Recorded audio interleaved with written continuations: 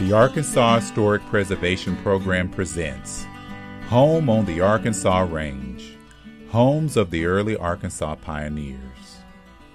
You have probably come across an old cabin like Reeves Melson House somewhere in Arkansas. At first glance, you probably did not give the building much thought. Maybe it reminded you of the Lincoln Logs you may have played with as a child. These buildings are much more than just old cabins. These were the homes of early Arkansas settlers, their connections to Arkansas history and heritage. These historic properties give us a glimpse into the lifestyles of early Arkansas settlers. Let's find out what life was like for the pioneers who made Arkansas their home. Most families live by themselves, with their closest neighbors sometimes over 15 miles away. They had to clear the land themselves and build their own houses.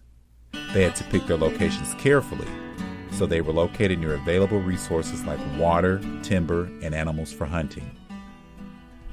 The lifestyle for these families was very different from life today. Families usually settled near a river, lake, or stream. They had to carry their water to their homes for cooking, drinking, and washing. If water could be located underneath their land, they would dig a well close to the cabin. Trade with the French and Native Americans was common for settlers coming into Arkansas in the 1800s.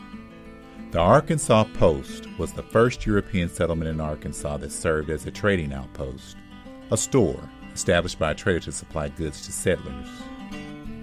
John Billingsley wrote letters giving a more detailed description of life for early settlers. We came to the post of Arkansas on a flatboat. There we found a French and Creole village. The Quapaw Indians lived on the south side of the river. There we exchanged our flatboat for a keelboat with an old Indian trader.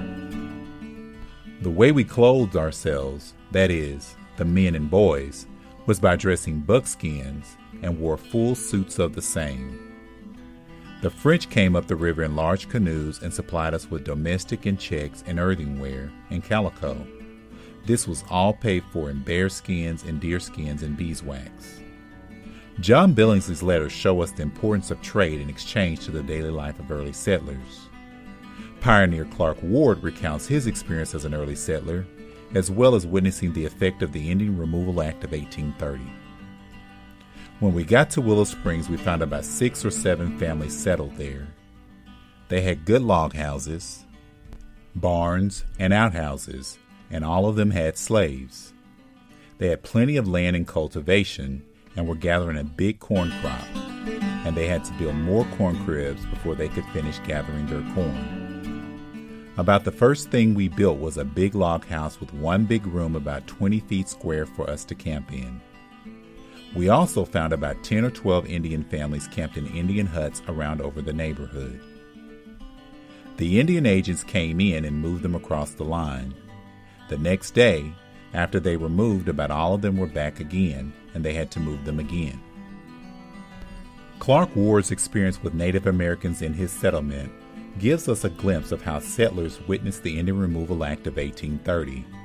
This act forced Native American tribes out of their homelands east of the Mississippi River into designated areas known as Indian Territory. Now, let's take a look at how these homes were built. Some of the types or plans of log cabins used were single pen, double pen, saddlebag, or dog trot. To construct the cabin, settlers had to square the logs with notches. Large notches at the ends of the logs allowed them to fit together. Cracks between logs were filled with chink, extra bits of wood and plaster. An opening was left for a doorway. Rafters and handmade shingles created the roof.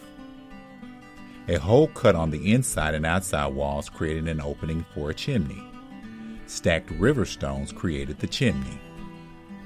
Many Arkansas pioneers had wood floors rather than dirt floors. Some log homes had no windows.